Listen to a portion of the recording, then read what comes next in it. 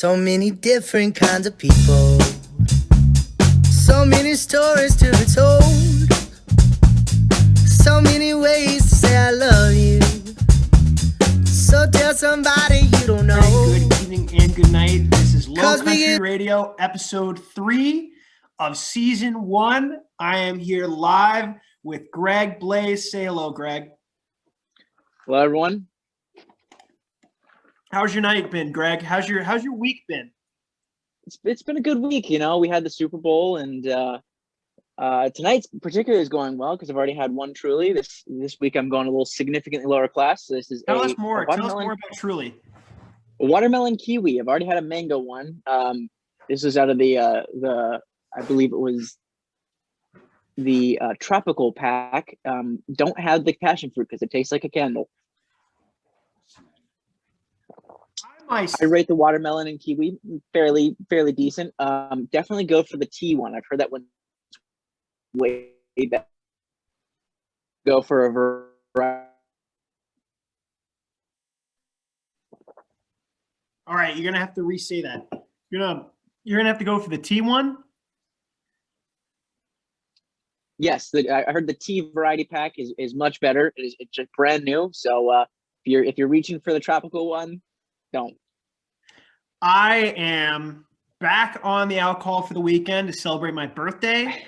Yes, happy birthday. Thank you so much. I feel like an old man. I'm about to have my quarter life crisis next year, not this year. I'm having a Modelo. I personally like Modelo. I love Dos Equis, Corona. Cheers to you, Greg. Thank you so much. Cheers. Happy birthday. Cheers, thank you so much.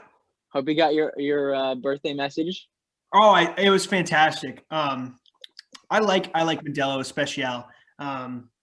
Pretty good beer. I would give it a 7 out of 10. I enjoy it. All right.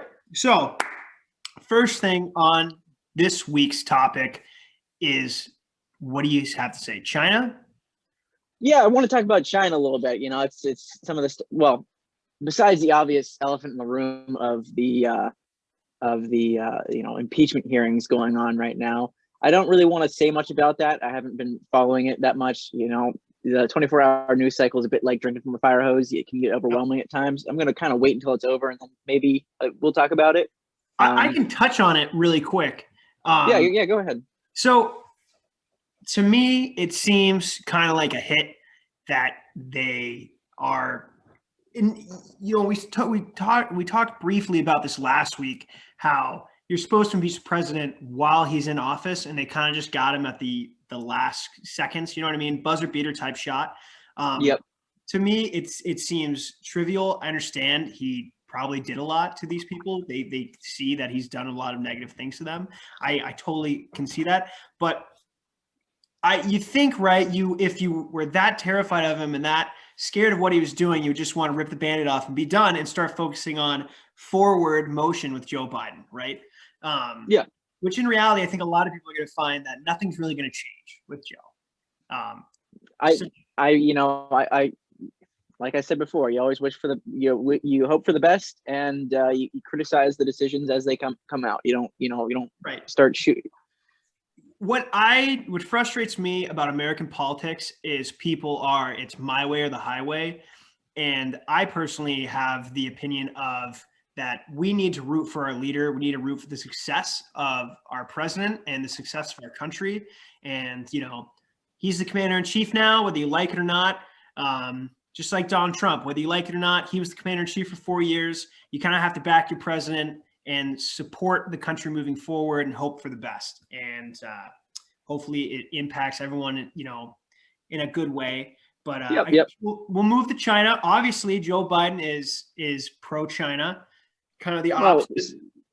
Significantly, he seems to be significantly softer on China. Right, which is crazy to me. I don't understand. I think in 20 years in the future, people who are soft on China, it's going to be like Nazi sympathizers in the 30s. That's yeah. I mean, I don't know if it's that's a bold claim to make. I don't know if it's going to be that much. They are committing human rights atrocities. That's for sure. And I'm sure that we're not going to get any views from China, so we can trash talk them as much as we want. they're like known for like things like Tiananmen Square, brutality of the Hong Kong protesters, That went and away overnight, might I well, add. coronavirus happened, which was convenient. I'm not one of those people that are like, oh, they did coronavirus to like make this thing go away. If anything, well, the World Health Organization and they claim an independent. The World Health Organization. Oh, I fell right for that one. Oh my lord. Okay. Um, they recently released a report, I believe, that was with someone. I think the headline said like independent or something like that, but they were tied to the Chinese. They said, oh no, it didn't originate in the lab. I think the jury's still out on that one. I think there are people. I think we're not quite sure. I don't trust the World Health Organization very much. We'll never know. I don't think we'll ever. I don't think we'll ever know. I don't think it was malicious. If it did come out of the lab, Right. I think it might have just been a mistake. Some things like that happen. I mean, we over in Western Virginia, we had that Ebola scare, and like they took that real seriously. But when you have a country that's really lax on the and very big on secrecy, things like that get out and they they can drop the ball and lose control. Things like Chernobyl happened in the USSR, and it's kind of their very similar political setup as the Soviet Republic and Soviet Union. Well, and the reporting on China is I think it's subpar. I think that I don't really want us to be in a Cold War with China. It's not beneficial to anyone. But like you can't leave it off the table. They know they won't win it. Excuse me. They won't win in an outright war with us. But they've decided on subterfuge instead. So they steal intellectual property, and they turn a blind eye to it. As long as it's Chinese, Chinese corporations that make the money, then they kind of let it happen. And bless you. And they things like poor work situations. The United States is big on having great labor laws, but all the things we buy, all the things that are commonly bought are from China, and they have poor labor laws. So it's when you buy Chinese, you're not really buying. You're not really supporting like the human rights aspect of ethical. things. It's like when people go to the supermarket and they want to buy ethically slaughtered pork or cow. When you go and you buy your Fitbit from China or your Apple iPhone, it is the exact opposite of the free range chickens that you go in public. I mean, these are 14 and 15-year-old kids, and I know that's a one example of it, but I mean, yeah, like you said, there aren't really any labor laws, right? So I think hopefully the United States, I don't think it'll ever happen just because of the media and the way corporations are set up here and how strong of a reliance we have on China and their industry. I don't think we'll ever talk about it, but there is something to be said that we are allowing this to happen. You know what I mean? We're allowing. Yeah. And they're horrible with the environment, which I think we'll touch on later. They don't really care about it. What they really care about is defeating the U.S. I think that's like kind of their number one goal. And they among the things that they do to undermine the United States is the Belt and Roads Initiative, which is basically they in African countries they pay for infrastructure and stuff like that, and they essentially make it so that they know that they can't pay it back, and they make these African countries, developing countries essentially, they make them they basically, these developing countries owe China something, and so they can kind of get their way with it. It's a diplomacy by basically favors. It's like you owe the general store money when you were a coal miner in Kentucky. And yep, 16 tons. You'll never be able to pay the general store what you owe, no matter how hard you work. Yep. China, they are so good. Even historically, they have been so fantastic, the Chinese culture, at playing this chess game. I'm not going to use that analogy. I think it's so dumb. 3D chess. I think that's everyone's playing the same game. No one's playing 3D chess. Okay, the Chinese are 20 moves ahead of everyone when it comes to these things. So it's interesting to kind of see, what's unfolding now in 2020. Yeah. Well, I think that's part of the reason why is there are people that will recognize it, but part of the reason why is the public itself isn't aware of it. And when it came to the Soviet Union, so I'm probably going to do a lot of comparing to the Soviet Union this episode, but when it came to the Soviet Union, everyone was aware of that the Soviet Union was kind of like the enemy. They were going to try and do it was a back and forth. Red Scare. But I feel like and I'm not advocating for another Cold War. That's silly. I think we're in a soft Cold War right now. Yeah, that's like an extra adjective. Soft it's Cold in War. A way. Yeah. I think it's a Cold War that we don't realize that we're in as a country. That makes sense. Because essentially what China has accomplished is they curry favor with media outlets, right? Yeah. They they invite them to the country. They give them these very very nice places to stay. They kind of convince them that this is a great place, and sometimes they get good reviews out of it. They're not like a bed and breakfast. You're getting reviews. Yeah. They get a good exposure out of it, and they get favorable things written about them. And I think that's kind of how they've managed it, is because it's not really a thing that the media is really focused on in terms of but they've been known to they violate World Trade Organization rules. The World Trade Organization, quite frankly, even the Biden administration admits that it's a bipartisan issue. The World Trade Organization is broken because China ignores pretty much everything. They're not, the goal is for market economy, right? And China is not really a market economy, and they're government run. Pretty much all large companies are government owned. Like Alibaba, Jack Ma was just spotted on a golf course, and I presume, everyone was fearing that he got disappeared, and they're harvesting his organs. Yeah. But I presume that they kept him alive. It's going to be a conspiracy theory, but it's there's a chance that he was kind of he's being told go out and play golf, make sure you're known, but you're gonna do exactly what we say. We don't because we want investors to be assured, essentially.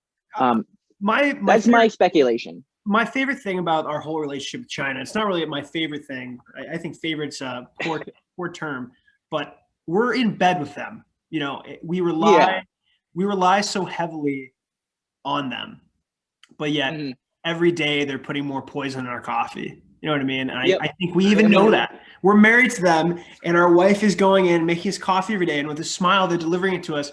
But we know there's antifreeze in it, and we know one day it's going to be enough to make us croak. And we just keep taking the coffee every day with a smile. So I love that analogy. That's exactly what it is. It's crazy. We're married to them. And they, among their other things they do is they're violating maritime law. They're building the islands in the South China Sea. That is so awesome. That is just it's awesome in terms of it's awesome in terms of we can do this and no one's going to say anything about it. But it's it really does cause an issue. We have carriers in the area. I know that due to the coronavirus, there's a whole thing that one of the carriers, really someone on the carrier released its position and turned around and told them that there's a whole big thing, and everyone was there are certain people that were upset because it gave away our position to China. They're now's a chance. But you got Taiwan that is trying to defend themselves from China, and because quite frankly they're not Chinese. As much as China wants it to be so, they're not. And unfortunately, I think Hong Kong is going to go to China for sure. Yeah. Well, yeah, it's definitely going to become. What unfortunately, I think in the world is like we need more water. We need more ocean. So you know what we're gonna do? Well, We're gonna build it's islands and declare that anything off our coastline is now part of our waters, our sacred waters. We're just gonna continue to expand with islands until it's all ours. That's nuts. That's crazy. Essentially, it comes to the like the exclusive economic zone. Essentially, Right. what they want is they want to be able to fish. They want the fishing rights to these areas, and Right. you know for damn sure that they. Sorry for the swear, but you know that they're for sure not like taking care of these fisheries. No. They're going to try and fish them out, and these are areas that are in dispute because they're actually within the waters of other Japan. Southeast Asian. Yeah. I don't know if it's eight. I think it's South China Sea. I think that's going to be like the Southeast Asian islands. Okay. So Oceania. But they're within their exclusive economic zone, so they're fishing in other people in other countries' waters. And if it were a fair world, they would be told to knock it off, and people would take it seriously. But China, they're kind of poking the bear, and I think the bear is dead in a way. Like I don't think anyone's going to do anything about it. I think that China's well, I hope so. If we're it seems like nothing's going to happen from it. And another thing that China is they in terms that it affects Americans is the fact that TikTok, for example, they harvest users' data. They if you have any sort, like we're on Zoom right now, and I imagine that they're harvesting data off of us.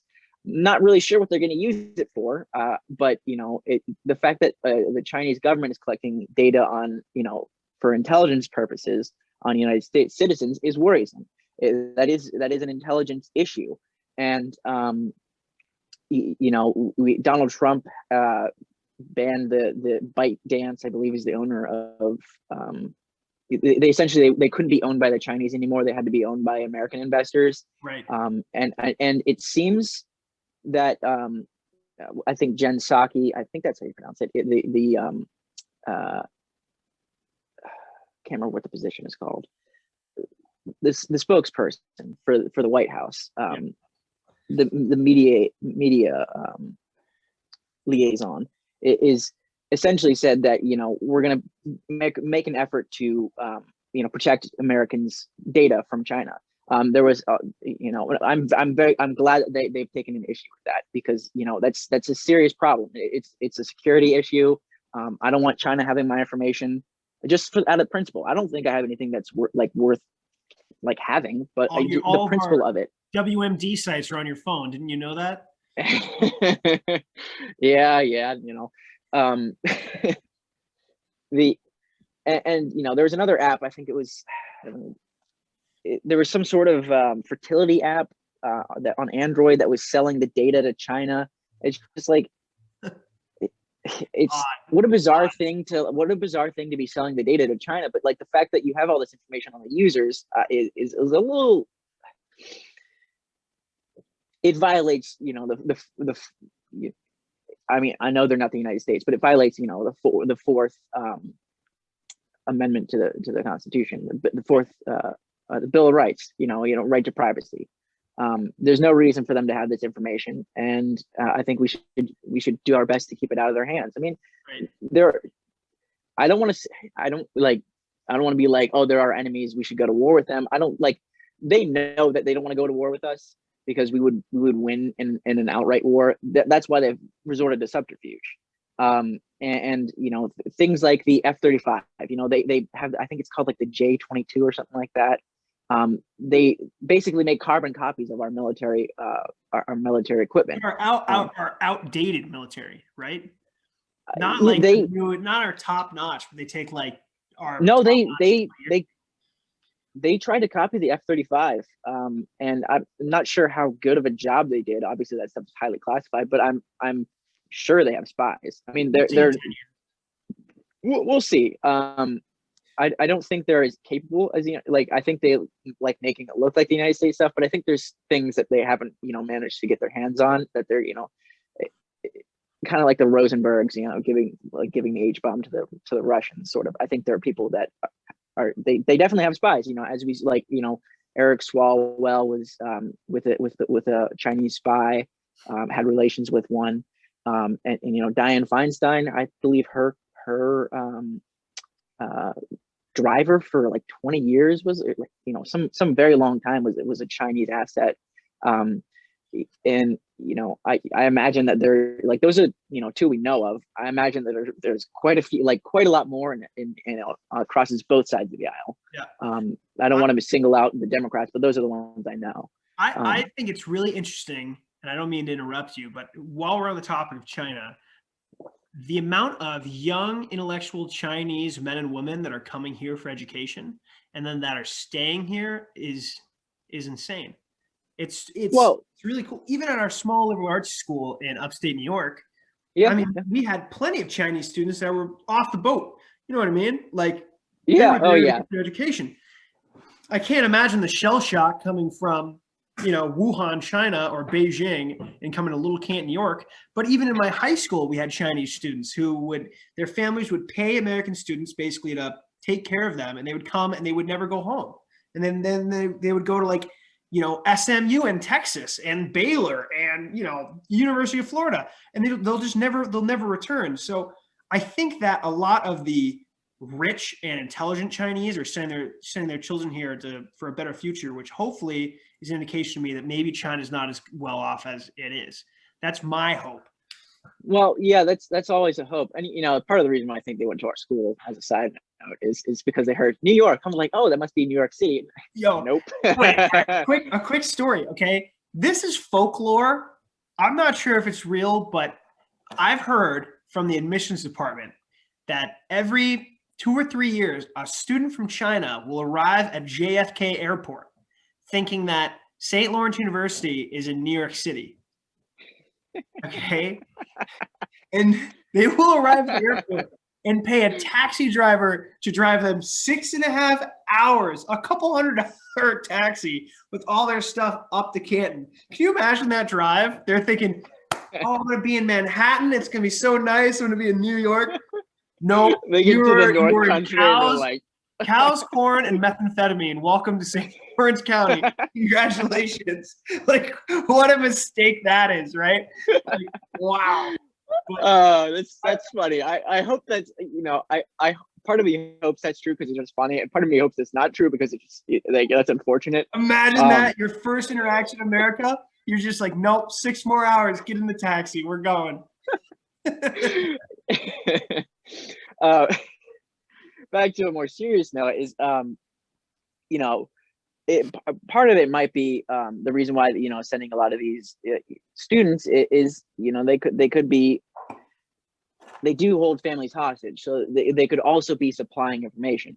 I'm not saying that any of them are right, but I'm saying that there's a possibility, and I'm not saying go look at like your Chinese exchange students, be like, oh my God, are they Chinese asset? Why are you always up? No. Are you really playing League of Legends? What are you doing at night? What's going on?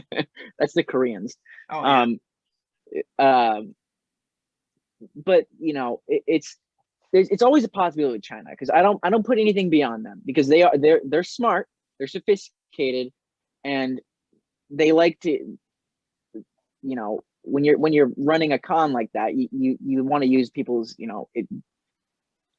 good nature against them, right? So I imagine that there's of all the students in the United States, there's got to be at least a few spies. Right. But that doesn't mean go be McCarthy and be like, these are the communists in the State Department. That's silly. All right. But on a lighter note, since we just accused all the Chinese foreign exchange students of being spies. No, that's not what we've done, to be very clear. Greg Blade not what I've said, and quote, all Chinese students are spies. You must someone's going to take it that way, and I'm going to be and interrogate them. Grab your jumper someone cables. Okay. All right. Let's move on to something lighter, a little something more local. Let's talk about the gas prices. Do you know much about that? Or do you want to keep talking about China? I had one more thing I wanted to say. I had one more thing I wanted to say on China, and it'll come to me. But you want to? We'll jump back to it if it comes to me. Jarrod, you want to come in and talk about Chinese I'm talking environmentalism? about environmental control because I'm fucking good at that. I'm just like, dude, all this fucking soft Cold War is about. Okay, this is gonna be a very explicit section of this show. I'm sorry for all of those that are listening with young children. Here, the beer is being cracked open. All right, Jarrod. This is Jarrod. Jarrod, introduce yourself. Hello, I'm Jarrod. Native. Not even. Elizabeth Warren type. All right, Jarrod. I'm not a liberal. So, China, do you have anything you want to say about China? I know you were thinking about it. Well, you guys were speaking about this soft Cold War, as you said, or a 3D chess game, for lack of better words. But this entire soft Cold War is revolved around money. Right. It's purely financial. It's just like the war in Gotta get Iraq. this one open. We were building their army. Right. It's purely financial at this point. And where does money come from? Well, I imagine part of it's coming. Yeah, it's coming from the people buying Chinese products. That's how they're funding things. Purely industry. The more they build, the more they pollute. Right. They don't care. Okay, obviously you're a man who loves the environment. I do. Okay. Where do you think that there's enough publicity, enough talk about the Chinese impacts on the environment? Like, we could all go green and we could all have sustainable, clean energy, but if China continues to do what they're doing, I don't think we could ever turn around the ship. We need leaders who care. Right. We need a leader who cares about the environment, not the Green New Deal. How do you just pushed by AOC the entire time? Right. How do you stop Chinese pollution of the oceans, of the air, of everything? Of the land? How do you stop that? I think the only way is to take away the industry from them and to basically blackball them and bring industry home. I think that's a win-win. Well, we are making movements on it. A big company, philanthropic company, Okay. cleans up the Pacific garbage patch. Right. The more money you give them, the more they can do. Right. The Pacific garbage patch is the size of a continent. Right. It's huge. And it's just garbage. It's killing our life. It's taking away our fisheries. It's hurting us more and more. We share that ocean and they don't care. A little note about Jarrod. Jarrod is a pro fisherman sponsored by Yeti. That's a fact. That's why he's so pro ocean and very intelligent when it comes to the sea and sea creatures. Greg? I don't want to be, I don't want to be all doom and gloom here, but I have seen studies that have shown that they eat bacteria or something like that eat plastic to some degree. Yeah. So the garbage, like it is mitigating the garbage patch, but that doesn't mean go and pour all your garbage in the ocean. And I think that I believe that the 10 most polluting rivers in the world, 3 of them are in China, a couple of them from Africa, and a couple from India. So like most that garbage is coming from these Third world countries, truly. Well, no, I was saying more like I was putting more of the blame on China because they should know better. They claim that they're a developing nation, but I think it's safe to say for the most part they're pretty well developed. I mean, obviously, there's areas in it that are very rural, but they have no care for the environment. They really don't. I think that's just part of the Chinese Communist Party is it's their end goal is solely to further the Chinese Communist Party. That's all they do. Right. And they don't. I think everyone's seen that image of the I think it was nitrous dioxide, sulfur dioxide. There was an image of during the pandemic where it was, maybe it was carbon monoxide, but it was like before the pandemic and then during the pandemic, and like the amount of pollution over that the industrialized areas of China is just immense. It was crazy. It was nuts. It's I know smog in Beijing. Yeah. It's if one thing that the pandemic did is it cleared the air. some people are saying that that may have an effect on the climate modeling. Excuse me. Because the sulfur dioxide actually causes like a short cooling effect, that it actually raise the temperatures. I'm modeling is always has its inherent flaws, but I'm inclined to believe that the lack of the sulfur dioxide might cause a less cooling. But the fact that the air is cleaner is a boon for everyone. In the United States, they pulled out of the Paris climate agreement, and I think that's mostly symbolic because it's not signed by Congress. This is going to tie back to China, I promise.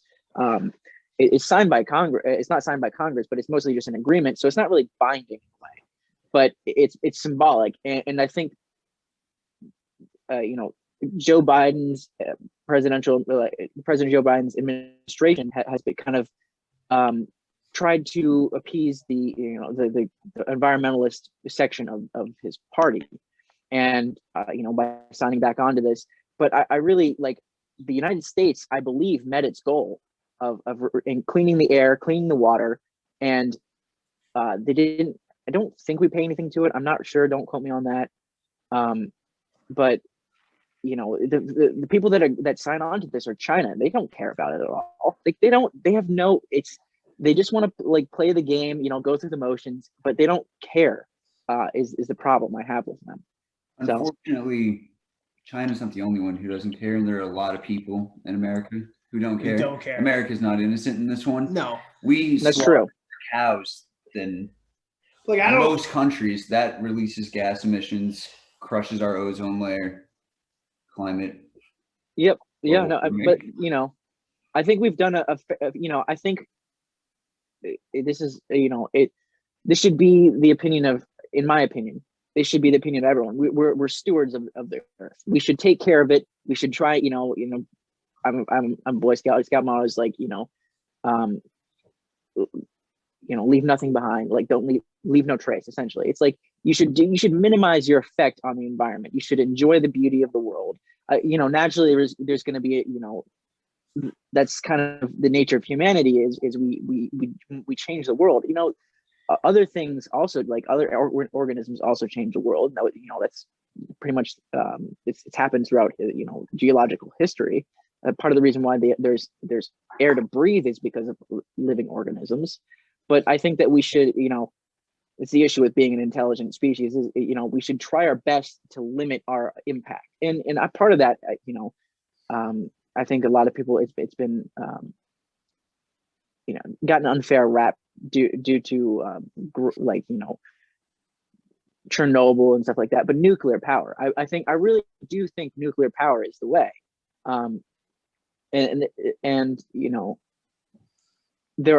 There's technologies that haven't really been explored. There's liquid salt reactors essentially. Everyone talks about them. The people that are proponents of nuclear, they talk about them. One of the first reactors was a salt reactor. It has pretty much all the benefits, none of the drawbacks. I'll get more into this later, but it kind of ties me into it ties back into the pipeline that we're talking about, the one that was canceled, that everyone's Keystone Pipeline, right? And the Keystone, it was canceled by Joe Biden, obviously. But in reality, it's an easy way of making a promise, like of fulfilling a promise that you made, right? And what environmental impact does this have? Oil is going to come from somewhere, right? We haven't weaned ourselves off of oil yet. I don't think it's going to happen for a while. I understand that they're trying to make that an issue, like with the EV and AOC's Green New Deal. Like I think you're looking something up right now. Are you looking up? Yeah. So I'm going to share. This is my favorite thing to show people when they complain about pipelines. I'm going to share a photo of pipelines just in the United States. This is good. Yes, I like this. North America. Here, one second. Let me share the screen. You folks at home will be able to see this too. Okay. this is the map of pipelines here in the United States. I really, what will one more do? You know what I mean?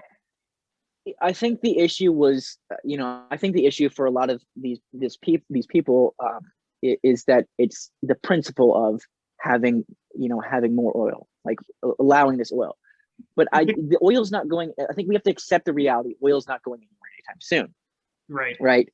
Like, look, liquid pipelines here. These are natural gas pipelines. Like, I mean, they're everywhere. They're everywhere.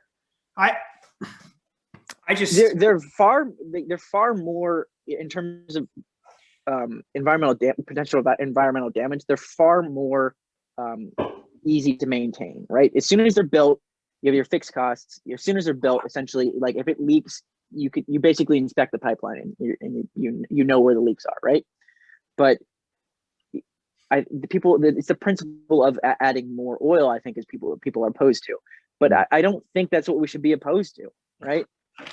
This oil is going to come to the United States on rail car, and moving it that way is always more risky because there's always a risk of a train derailing and all this spilling everywhere. We're going to have, and essentially like, oil tankers and such, moving the oil throughout the ocean. That's not an issue in this case, but the more movement you have, and the more of freedom of movement that the oil has, the more chance you have of the oil spilling in places that you don't want it to, you can't control as much. I don't see, and tell me if I'm wrong here, I don't see what's wrong with using oil while we can. I mean, obviously it has a date where we're going to run out of it. Yep. Using oil while we can, industrializing our country, building jobs, and creating clean energy here through solar, gas, hydro, natural things. You know what I'm saying? Yeah.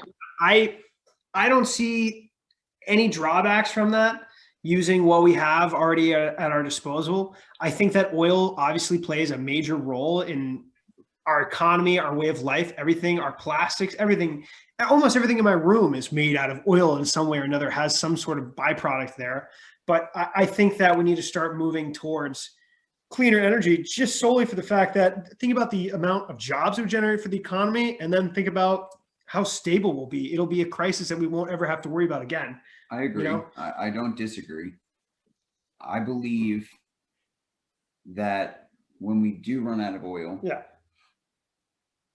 that'll happen and we will become more environmentally sustainable. Right. But as of now, we can't. And why not have a head start into a cleaner way of life? So start now. Right. You can't get somewhere unless you start immediately. Well, in my opinion, I don't think oil is going to run out as soon as everyone makes it out to be. Like, there's quite a lot of oil. Right. I think we should obviously be we should be sparing with it, right? There's things that have to use oil, plastics, things like that. We should make more of an effort to recycle. That's another issue. Ties back to China, which recycling. It's essentially like recycling. You have to pay a lot of money, and pretty much most of it's just thrown out anyways because China doesn't buy recycling. That's the problem with relying on a country like China, right? We should have our own way of dealing with these things, minimizing the impact on the environment. And I think there's another issue there is with like moving towards solar and wind. I don't think people are quite honest with the environmental impacts. Well, I wouldn't say not honest, but I would say they're not as upfront about the environmental impacts of solar and wind. The wind turbines, those blades wear out. I think we're starting to get to the point where a lot of these turbine blades are wearing out, and what they do is they take those and they just bury them, like once they're done, because they have a life, they have a lifespan. These things have to be replaced, and they're not very energy dense. So until we either have a lot of them, or we have another, and our energy demands are only going to keep growing. So you either keep adding solar panels and adding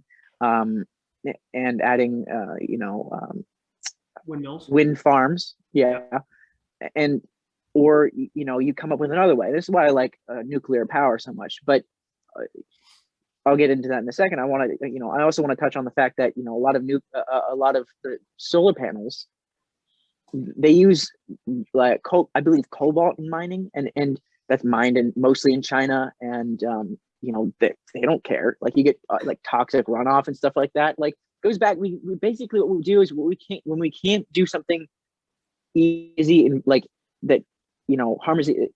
Essentially, if it's harmful to the environment here, we basically just do it in China because they don't care, right? And so, I don't think that's responsible. I think that just because it's not in your backyard, it's the NIMBY, like the not my backyard kind of thing. It's like out of sight, out of mind. People don't care about it. Throwing your clothes under the bed because you don't feel like folding them. Yep, it's exactly what it is. Ignoring them completely. And it also comes to the power density issue.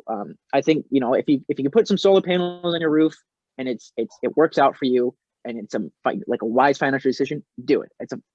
If it's a wise financial decision, you should always just do it. But I think that the energy density is just not high enough for where we're going as on the earth. Like everything is requiring power now. Our books are electronic now. Like it's those kind of things. But and so you gotta start looking for other forms of energy, or you gotta start increasing the energy that you can take from these things. And there's a limit with wind, right? Because if you get 100% of the energy out of the wind, that means all the wind that's moving stops behind it, and it's not possible. Like there's a limit, and you can only put the turbines so close together. There's physical problems with all these, and that's why I like nuclear power. And there can be, nuclear power has there's some great videos on YouTube. People talk about this a lot, and it's one of those things that it's a kind of like not as well proven, but the upsides are like quite a lot. And you'd have to put a lot of money into it, because bring a new reactor online is like billions and billions of dollars, right? And you got to make sure that with Fukushima, right, you have to make sure that nothing's going to go wrong. Chernobyl, a great example, 3 Mile Island. The problem with those is that it's such a disaster. Like particularly Chernobyl was such a disaster that it's like the air is toxic. It scares people. It's kind of the same way with coronavirus. It's like you can't see it. It's an invisible toxin, and I think that's why nuclear gets a bad rap, really bad rap. But there are thorium, right, far in the crust. The way these reactors set up is they're heaters, and so they can eat nuclear waste. And the nuclear waste is a problem, right? Uranium has like a 10,000 year half-life before it's safe, and at that point it comes to even being able to communicate the fact that the radioactivity is dangerous. Yeah, that's communications 101. That's like first day of class. Like it's like, how do you communicate that you're gonna die if you get near this, right? Yeah. But the thing with like the thorium reactors, I don't want to be like, oh, this is all proven and everything like that, but it does look positive. It's like when everyone talks about like supercapacitors being like the next battery sort of thing. The technology has to be developed, right? But the thorium has a half-life of 300 years, which is far more manageable. You still have to store it, but it's far, far more manageable. So, I think that's where we have to go, as in the long, long view, right? I think that we should diversify, essentially, is what we should do. I think that's the most important thing. Yeah. Exactly. You don't want to, like, in this case, you don't want to invest in too much in one thing, because who knows, we could have a battery breakthrough that makes having solar and wind far more logistically easy, right? Because the biggest issue with solar and wind is you can't store the power, right? Right. So you got anything to say? No, you want to talk about sports? Does he have anything to say? Do you have anything to say? Good. Okay. All right. I mean, I know that you're big on the environment. I want to. What's your opinion on nuclear? Do you want to are really against it, or? No, not too much. I believe it's more sustainable than what we have now. Okay, that's fair enough. It's a step in the right direction. I think it's a problem that's going to last a very long time, and we need to start moving in the right direction. That is true. And I think that with energy independence, which we had achieved for the first time in like 68 years, we were moving a step in the right direction, right? I mean, we're getting those oils from unstable places. We'd have to, like places like Iraq and Afghanistan, like stuff like basically like places we went to war just like pretty much for the oil. Like, we had other, pretexts for it, but it was pretty much just. You invaded Iraq for the oil? No. No. I'm saying it probably wasn't the WMDs that did it. Oh, the WMDs, right. Yeah. Yes, the WMDs that existed there, yes. 100% legitimate WMDs, they were there. 100%. Having to, that's the biggest problem in the Middle East is we go to these places, we have to stabilize them because that's where we get our oil, right? And that's what I'm most afraid of in terms of this decision to stop leasing on federal lands for fracking and the pipeline, right? At least with energy independence, we can, we don't have to pour money into these stupid wars, right? We can spend, instead, if you're going to spend the money, spend it on, increase, like making alternative energy a more attractive option, right? Right. Subsidize. If you're going to spend the money, spend it smart, right? I as much as I don't like, ridiculous spending, if you're going to spend it, and I'm pretty sure they're just going to spend it anyways, do something that's going to help us, right, as a country. Instead of giving ISIS Humvees and APC, let's build some solar panels. Yeah.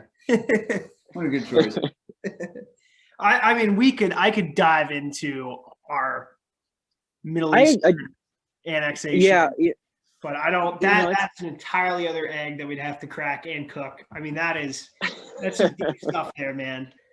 I have a friend that I might be able to convince to come on the show that knows a little bit more about the energy industry, specifically the American energy industry. So yeah, we have a friend who started a company and they create clean energy. That's the whole thing. He's 25 and he's moving to Manhattan to continue his business. But yeah, that'd be awesome. We should get them both on at the same time and hear them talk. We'll have an entire episode devoted to energy. That'd be fun. That could be fun. Who knows? All right. So you said you were going to move up. You had another thing. Anything else political and juicy you want to talk about? I mean, it'll always come back to it, but we can move on. Tom Brady won the Super Bowl. Of course. We should have kicked off with this. I don't know why we waited so long. I know. Ignoring the elephant in the room. 7 rings. 7 rings, dude. I cannot believe that. Did you see that video where he tosses the that trophy? And yeah. It's in the Tampa Bay, and I think one of the photos they had was like there was a St. Lawrence on the back. It was amazing. So where he throws the trophy, there's a photo of like the trophy in the air. In the background is our crew team's like graffiti. Oh, it's the St. Lawrence crew. It's pretty funny. It's nuts. The Tampa Bay Lightning won the Stanley Cup, and they were partying there, and it was like, oh my gosh, we rode through that. You know what I mean? Like that. Where those boats are, we were there like every morning, and then watching TB12 do it too. Like it was. I don't know. I'm happy for Tampa. Good for Florida. They're partying, spraying the virus. Good for them, man. Like, yeah, and that's another thing is there seems to be some friction between the current administration and the governor of Florida. Might report on talk about that another time when it starts. More comes of it. But congrats to Tom Brady. That was not the score I was expecting. I was expecting to be a little bit closer. I kind of feel. I feel a little bit for Mahomes, but I think he's going to be, if everything goes right for him, he's going to be at the Super Bowl for years to come. Yeah. If he doesn't get hurt, he remains healthy and they can build a good team around him. His issue was his offensive line was injured. His foot was injured, and Tampa Bay's defense was just incredible. So you mix a fantastic defensive line with a really bad second string O-line, I think you just mixed your sports. You said Tampa Bay. Oh, yeah, Tampa Bay's D-line. I was thinking the Lightning. Sorry. Yeah, no, that's what everyone thinks. It's funny, you go to that city, there's Lightning. That is like a hockey town, which is so funny to think about, Tampa Bay. But To me, Tampa Bay is the Lightning. Like I don't know. It's like the Now they have Buccaneers is the everyone. football team. The Tampa Bay is the Lightning. Like now that's- they have the Raptors. Yep. Do you know that? The No, I did Toronto not. Raptors are in Tampa Bay now. What does Toronto have? They have Do they they just? have no one. They have Oh, the that's Leafs. unfortunate. Yeah, once Kawhi left, it was over. Yeah, they moved because of COVID, but like they're doing really well there. So I don't know. Tampa seems like it's going to be a really big sports town. I like Tampa. Awesome. Tampa's a really fun city, honestly. It is. I used to crap on Tampa all the time, and then I spent some real time there, and I really enjoy that town. That like Because every hot girl goes to University of Tampa. Every single hot girl. we can share. We can tell some stories. We used to cut the novices' hair, like shave them. Oh my God. Huge haircuts. We had this one guy, and he already he had perfect hair for it. We gave him this haircut called the Senator. So we like faded this bald spot on him, and then we faded the sides so it looked like he was like losing his hair naturally. Man, we had one. It wasn't hazing. It was voluntary. It was had to volunteer for this. Volunteer. Fair. Okay, they gave me cornrows on one side, and then they shaved the other half. So I look like what's his face? Two-Face. Oh, Yeah, stop. Riff Raff. Oh, But Riff Raff. best Okay. Remember Randall Hoopers? Remember him? That was me. Believe it or not, that was me. You did that? That was I great did work. that. There's this guy, Randall Hooper, 6'3", jack dude. He had gray facial I hair. don't think it was 6'3". I think it was like 6 foot. 6 6'1". foot. No, he was 6'2" at least. He's a little taller than me. I'm 6 foot. But anyways, they took his facial hair and they shaved so they basically took all the hair on the top. They shaved a line around here. Then they shaved like a globe. So you had like here, and then it connected down to his beard, and they shaved it and like went around his chin. That's common. And then the best. Remember Fritz? I was very proud of that. I was very, very proud of that one. There was we had one novice, I think my junior year, and he always wore headphones. These big ass, remember the big beat ones? Oh, yeah. These huge beat headphones, and he always wore them. So what we did is we shaved everything. We had his headphones on. We shaved everything except for the headphones. So when he had his headphones on, he looked bald. When he took them off, it was a perfect line to where his thing was. Pretty good. I think mine was real bad. It looked like I had been pulling my hair out. I had one of the guys, an artist, Ryan Davis. Fantastic. Name drop him. Ryan Davis art. Great art. Believe it or not, I have a painting by him right up here. Wow. Fantastic print. He's very good. Very good. Yeah. Check him out. He's out of Boston. I'm sure it's like RyanDavisArt.com. Great work. I believe he goes to New York now, University of New York. I can't quite remember the name of it, but very good artist. But he I was like, I grew up my hair. I didn't cut my hair all like from like October until I think it was like March or something like that. Yeah. And I was like, this is gonna be your canvas. Do something like good with it. And I think he didn't have a good. I think he had a really bad haircut his freshman year, so he decided to take it out on me. Yeah. And it ended up being like there was like a patch missing at the top of my head. There was like a patch missing in the back of my head, and like a line down the front. It basically looked like I had gone crazy and I ripped out my hair. And my hair was very, very long at the time. Like I was wearing one of those. I think the style back in my freshman year was like those like Nike like headbands where you like headband your hair back. Yeah, I had just enough that worked, and it was like really. It was basically like cabbage, like actually. Yeah. It was like my hair was really long, and so it just like I decided I'm gonna rock it, right? Yeah. And one of our roommates from our senior year, Evan, was behind me in the boat that day, and all I heard was him just chuckling to himself the entire time. And I was like, I'm wearing a hat for the rest of this week. There was one guy, Peter Mueller, tall, lanky guy from the Midwest, from Wisconsin, biggest Packer fan in the world, big, tall, like white as snow guy. And he already didn't have a lot of hair. So they're like, what do we do? They sculpted a lizard on his head, and it looked like there was like the front of the lizard was here, and then the body was there, and its arms, it's like defined arms, and then a rat tail of the lizard's like tail going down the back of his head. That's bad. It was so like some of them were like actually very impressive. I think the best story. I think the best story was Evan, the guy that was sitting behind me chuckling. We'll probably have him on it. Yes, Dr. Evan. We'll probably have him on at one point. But he also had a beard, and he had the chin strap, as we called it. The beard here, and then just like basically the front of his hair, just like the very first inch missing, and then the rest of it was shaved clean. And it was like an inch wide strap of hair that connected to his beard. And like the story he tells the music teacher from Ned's to Classified. Yeah, Yes. like that. Like, yeah. And as the story as he tells it, you weren't here for this, Tom, but this is our freshman year. He had one girl walk up to him in the Tampa dining hall, and she just looks at him and just goes, "Ew," and walks away. And he was like, "Well, he's got some great. He's a very good storyteller, but so being told ew."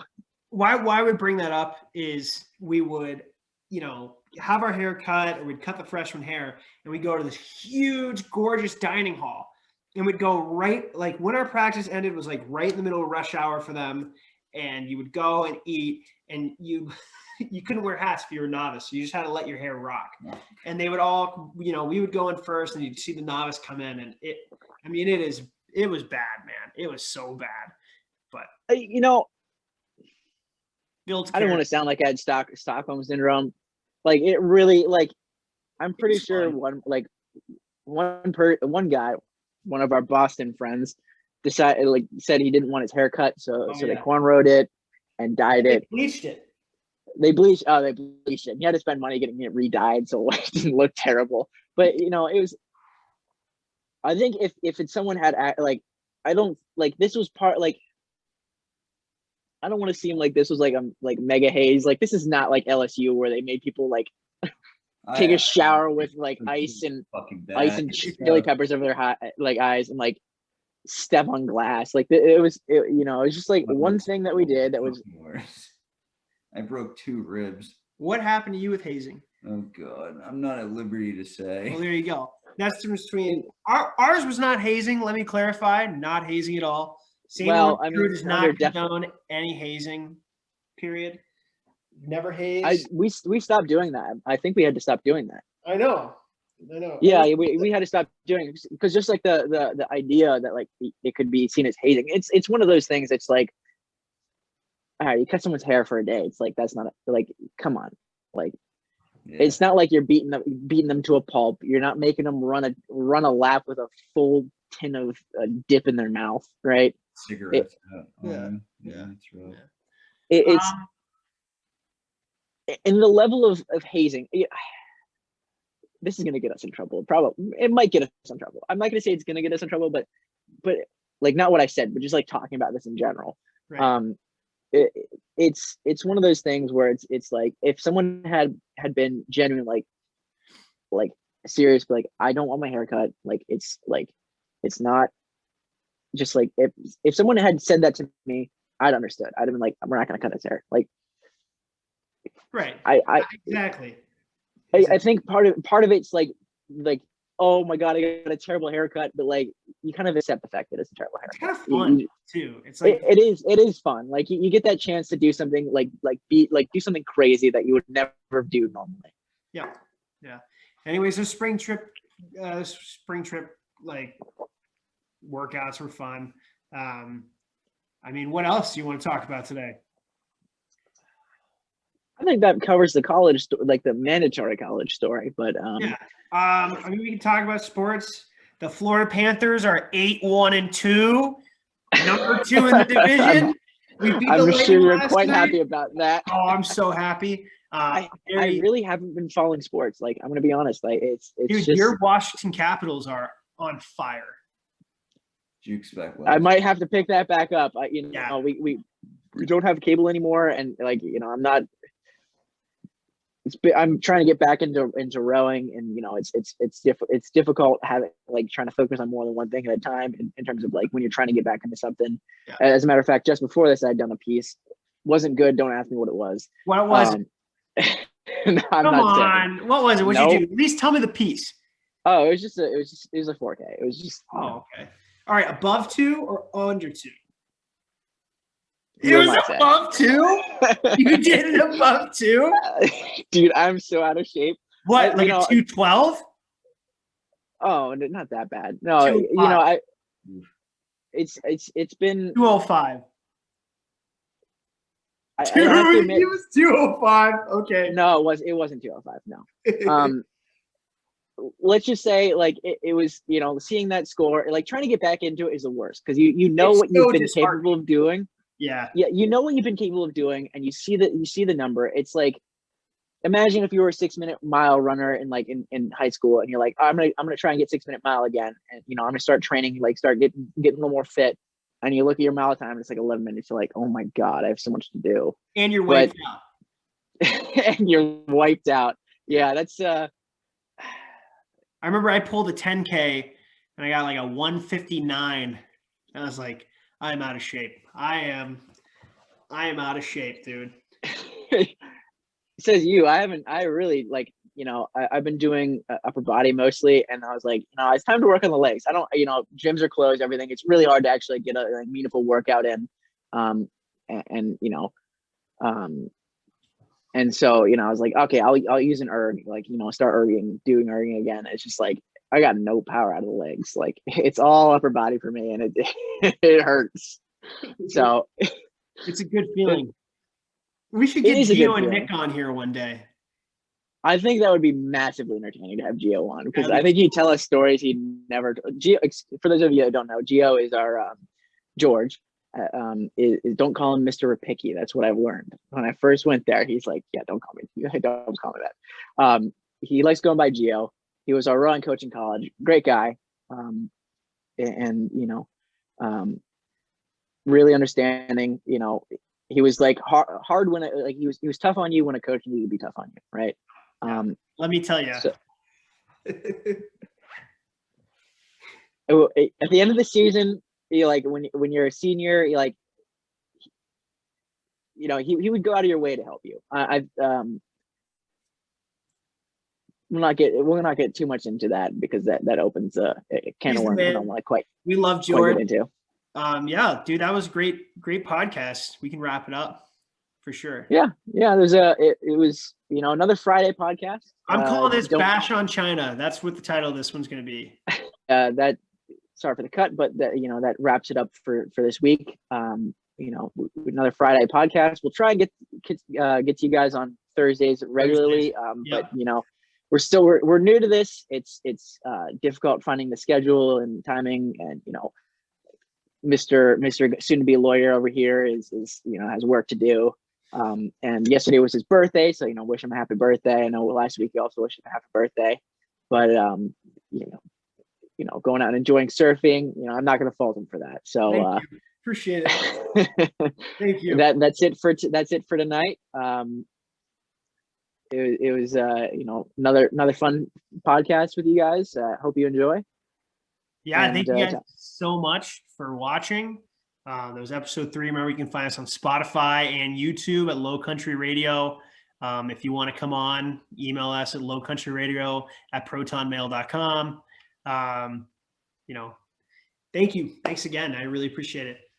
Jarrod, do you want to say goodbye? Bye.